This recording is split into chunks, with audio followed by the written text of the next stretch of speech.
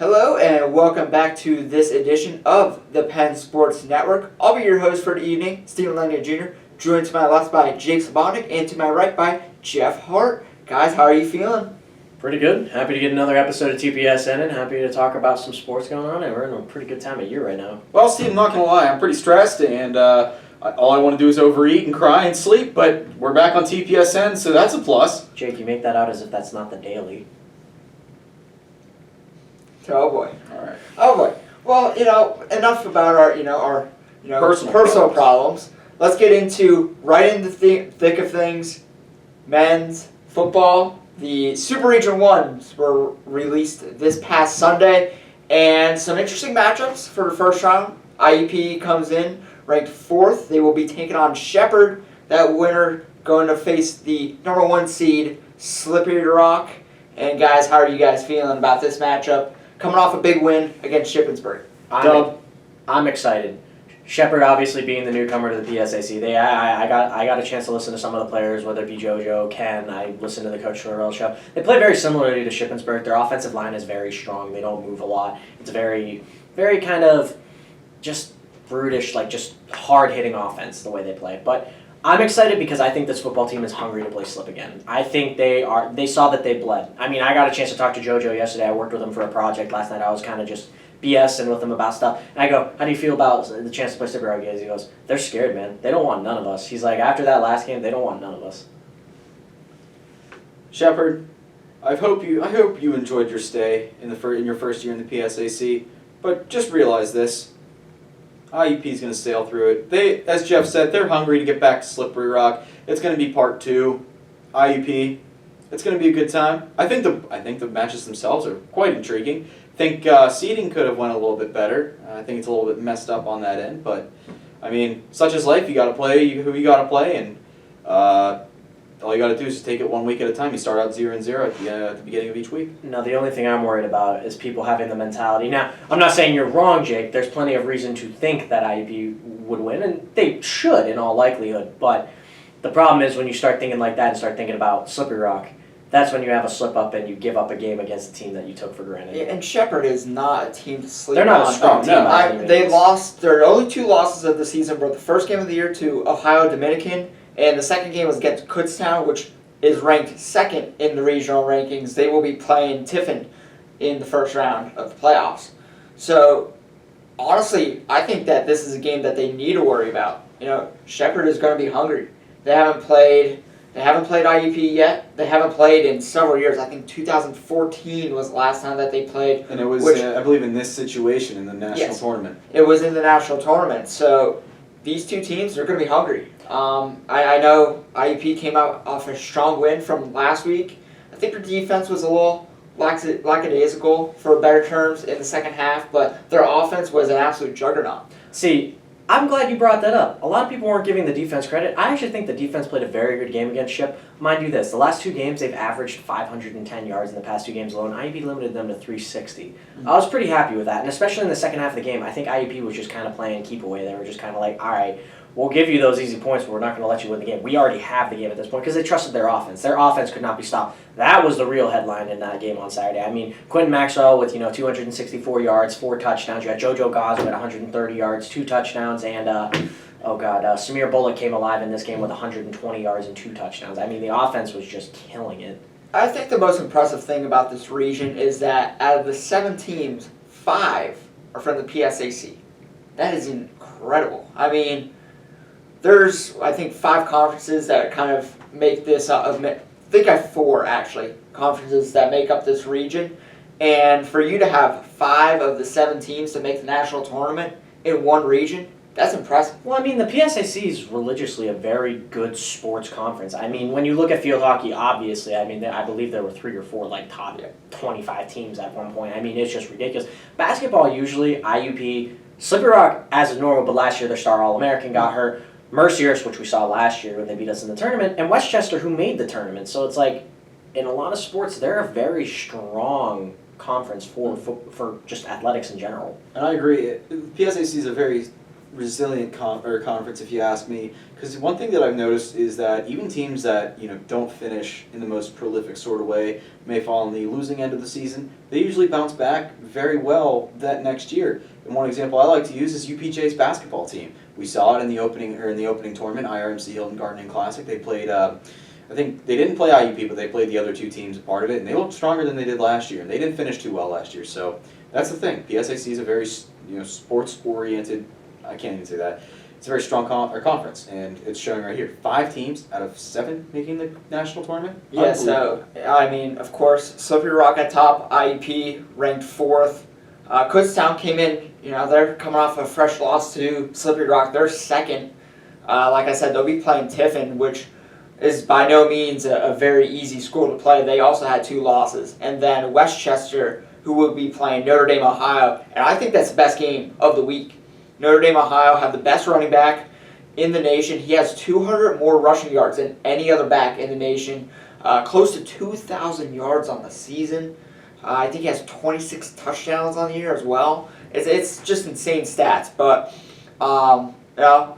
we'll just have to see how IEP fares. Break is coming up, so unfortunately we won't be able to dissect this game very much after the game.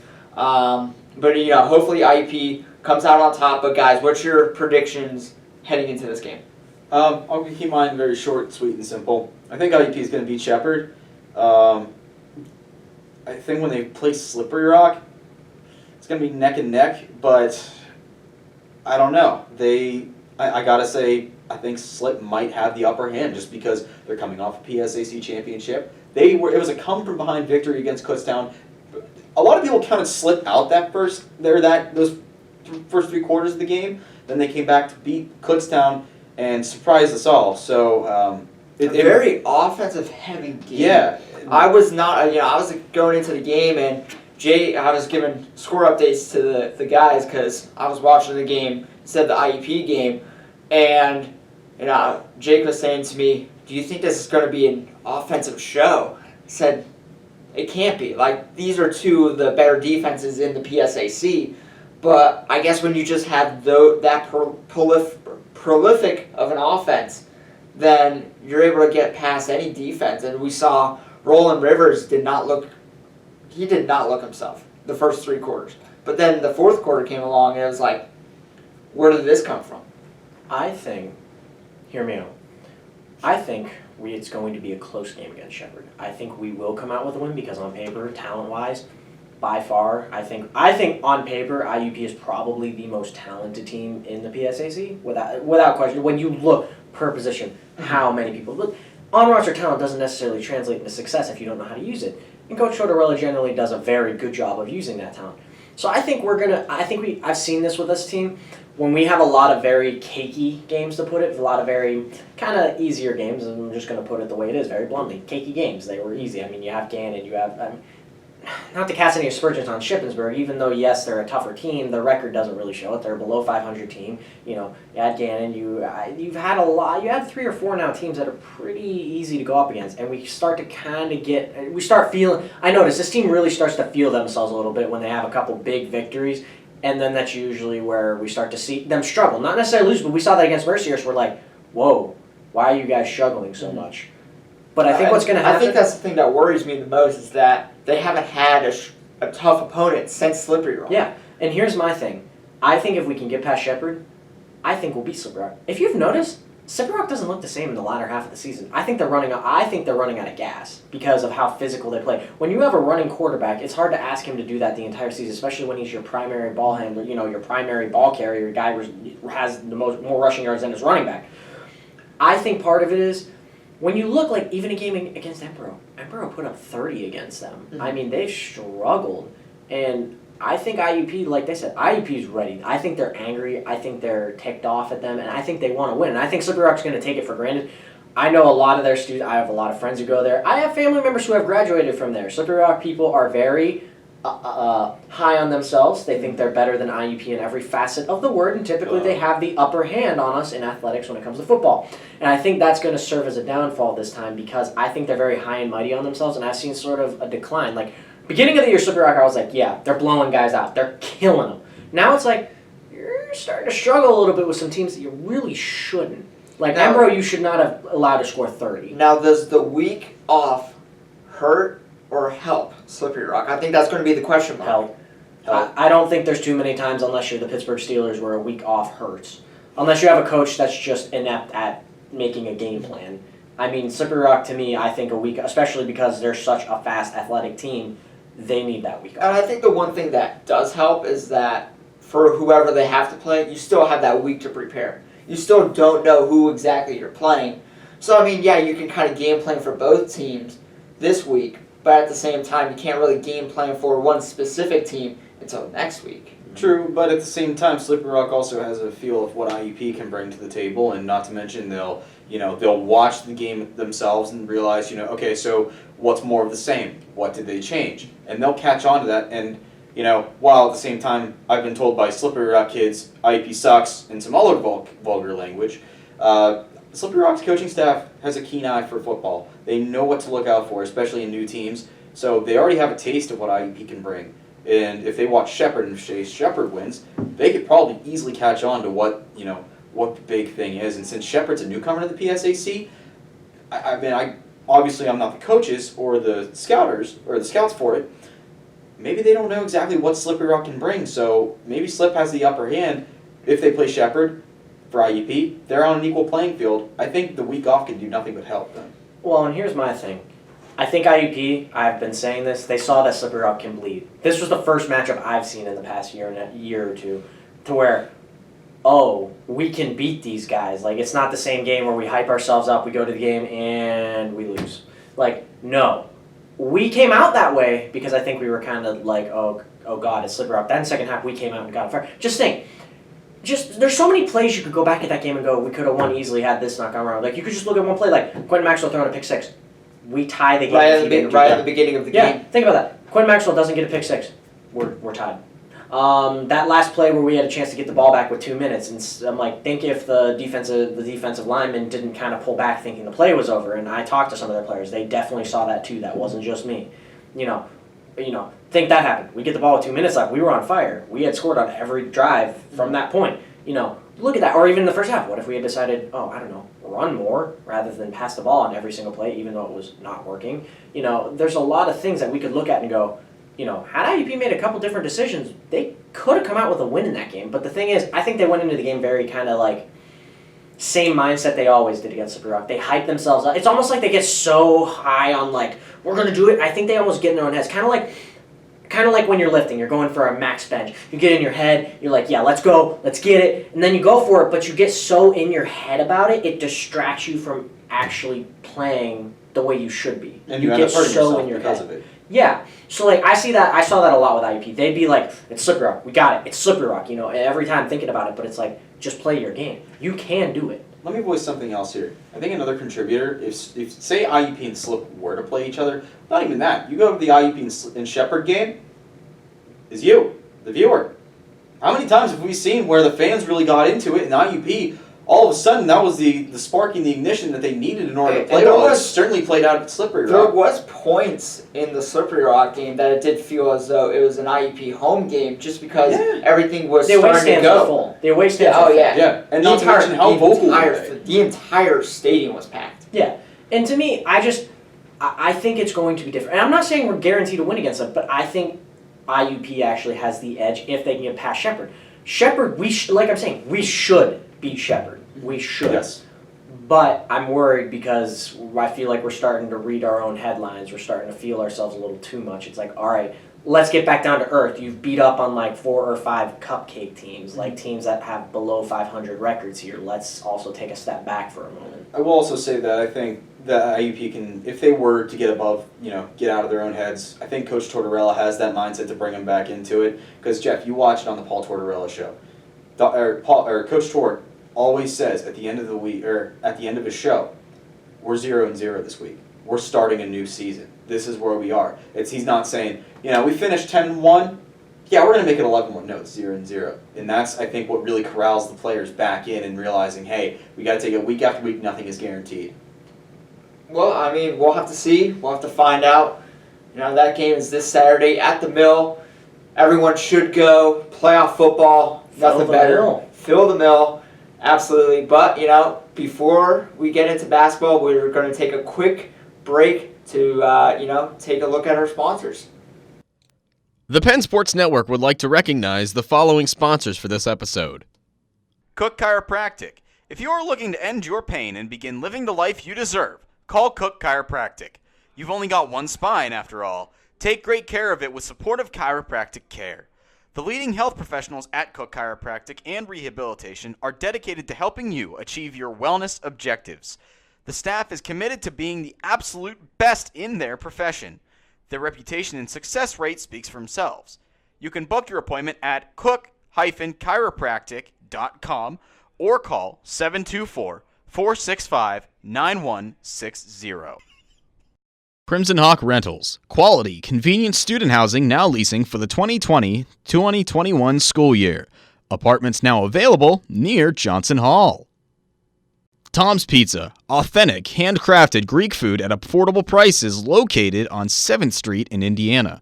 Winner of the 2014 and 2005 IEP Pizza Fest, Tom's offers pickup, delivery, and/or catering options. Call and order today. And welcome back, ladies and gentlemen, to the Penn Sports Network.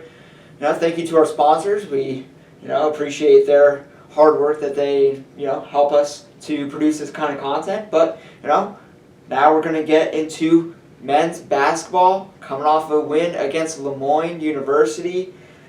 Slow start, to say the least, for the men's team, but strong second half once again. Classic IUP, and they were able to win by 4. Guys, what's your initial thoughts? Can we officially give Dima Durantis the nickname of the Demoralizer for the way he completely the way he shut down Lemoyne? No. All right, why? No. Why? No. Just no. All right, guys, it's the end of the episode. We're done. No. All right, let's no. This should be a demo tape because that was no. Okay, but the thing I see, we're digging deep here, but what I see, honestly, I think this is going to be the same kind of. I think honestly, the men's team, every single game is going to be a close game, whether it be a close win or a close loss. I don't think it's going to be like last year where we're blowing out people. I think we don't. 126 to 50 something. Yeah, I don't think it's going to be like that. I think.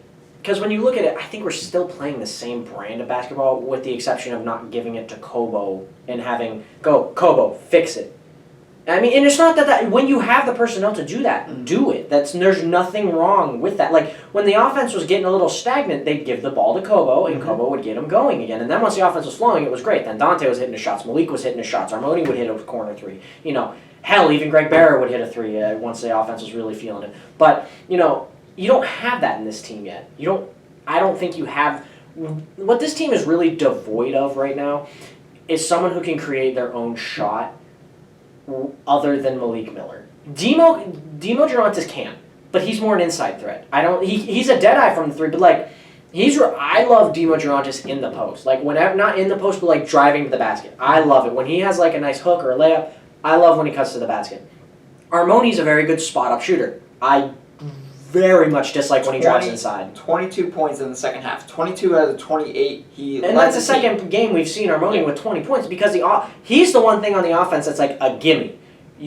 Spot-up shooting is going to translate well because if you have an open shot, you have an open shot, and Armoni's going to hit it. But my thing is, almost every game I've watched with the men's team, I didn't get the chance to watch this last one against Lemoyne, but everyone is double teaming Malik, rightfully so. They don't want Malik to even get inside. When they do, he's still scoring. I mean, Malik is averaging 15. He had 15 points in the last game. That was the 3rd most on the team. But he did hit 1,000 points for his career. That is the 34th player in IUP history. And since 2006, which is when Coach Lombardi took over the IUP program, 11 players have reached 1,000 points. That's quite impressive. Great stat. The biggest thing for me, and even if they can't get another, I said this before and I'm going to say the same, they either need another guy who can get his own shot or they need a big man inside. I think they're also devoid of having a big guy who can just post you up. Because they have the ball handling point guard, they have the 3-point wing guy, they don't have a big defender post him up guy. I mean, Demontratis can, but like he's not that emphatic big guy like we had in a Brunwick or even Kobo, who wasn't necessarily mass, but he was tall and he had very good post moves. Yeah, and Demontratis averaging 18 points, 11 rebounds in his first 3 games of the season. So 2 double-doubles, back-to-back games with that. 2 big games coming up this weekend. You got, on Saturday, you got Bloomsburg. On Sunday, you have East Stroudsburg. I mean, this is going to be the beginning of conference play, and conference play, very important, especially for the Crimson Hawks, who have won the West the last, 3 years, I think, they've won the West. It's been a decent amount of years. So, once you get into the PSAC, everything changes. And I think they're going to get a real challenge this weekend. I mean, we saw East Stroudsburg. They were in the tournament last year. IUP got to see a little bit of what they have. Obviously, they're going to be a lot better this year. Curious to see if they still do the whole sub out, have a first and second team continually just sub out the whole time. Yeah, we'll have to see, how everything goes. But, I mean, it's just going to be, I think it's going to be a real test. I think this is going to be the first big test for the men's team. But speaking of first big test, IUP women's team dropping their first game of the season to Glenville State. Glenville State, not a team to sleep on. Very strong performance last year. We're in the tournament as well. Just one of those games for the Crimson Hawks. Okay, so I cover the women's team. I talk to most of the players. I talk to Coach McConnell after every game. My thing was, when I was watching that game, I think they really, it's their first big opponent. They had 2 very easy opponents who combined for 9 wins collectively last year. The biggest thing I saw is they struggled very much with the full court double team that they had the whole game. IUP did not know how to beat that pressure. They didn't know how. Especially when you look at Maria Cerro, she's a freshman. She wasn't used to that in high school, I'm betting. That's the way they did their press sort of offense was very advanced. You don't see that in high school, and she's brand new on the team beginning of the season.